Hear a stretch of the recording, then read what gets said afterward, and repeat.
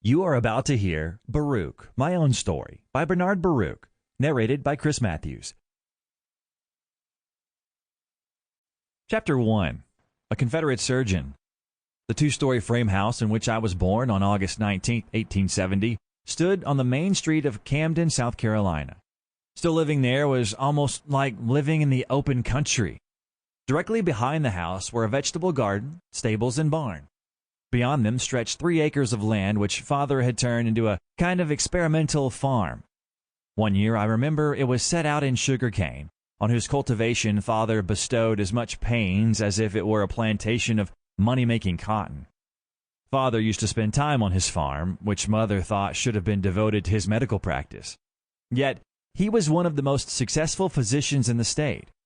He was only 33 when the South Carolina Medical Association elected him president.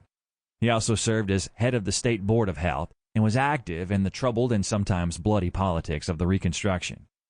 Recently, I was reading through one of his early case books. Those scribbled pages mirrored his role in the community.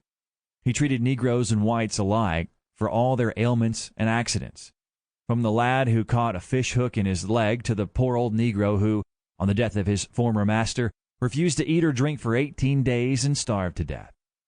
Father often took me along in his 2-seater buggy when he made his rounds through the countryside.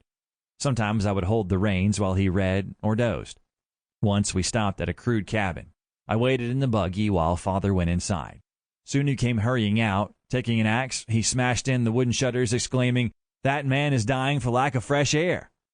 Father's work on his experimental farm reflected an interest in bettering the community which he displayed through his whole life. When we moved to New York about 6 months after my 10th birthday, he pioneered in establishing public baths in overcrowded tenement districts. In South Carolina, when we lived there, the state had not yet set up its own agricultural service to experiment with better farming methods. But Father saw the need for such experimentation and, although he had no prior agricultural training, soon became an expert at it. Alongside the medical books in his office were heaped a stack of yellow-backed farm journals. He tested the theories he drew from them on his own 3 acres. His yields of cotton, corn, oats, and sugar cane took first prizes at the county fair.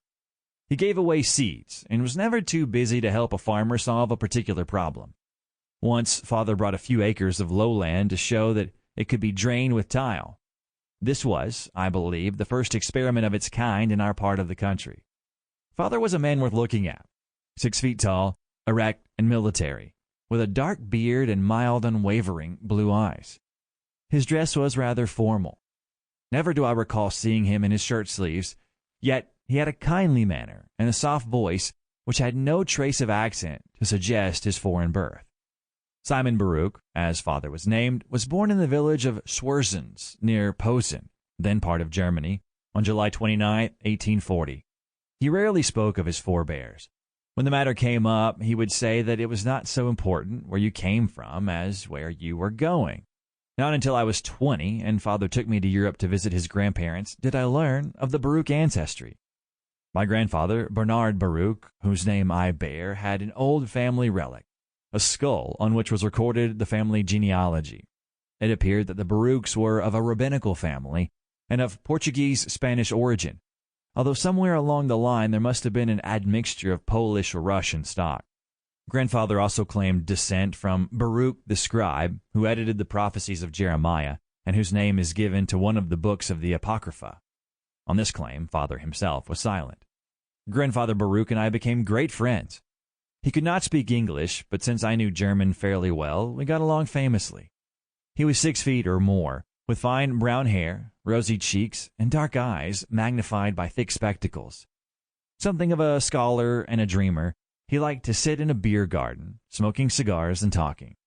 We spent most of our time that way while Father stayed at home with his mother. Grandmother Baruch was a different type, hard-working, saving, exacting, and practical. She was short, with very blue eyes, which Father and I inherited. Her hair was parted in the middle and drawn down severely on either side of her head. Her maiden name was Teresa Gruen, and I believe she was of Polish descent. Father had come to the United States in 1855 to avoid conscription into the Prussian army. He was 15 years old and a student at the Royal Gymnasium in Posen when Sample complete. Ready to continue?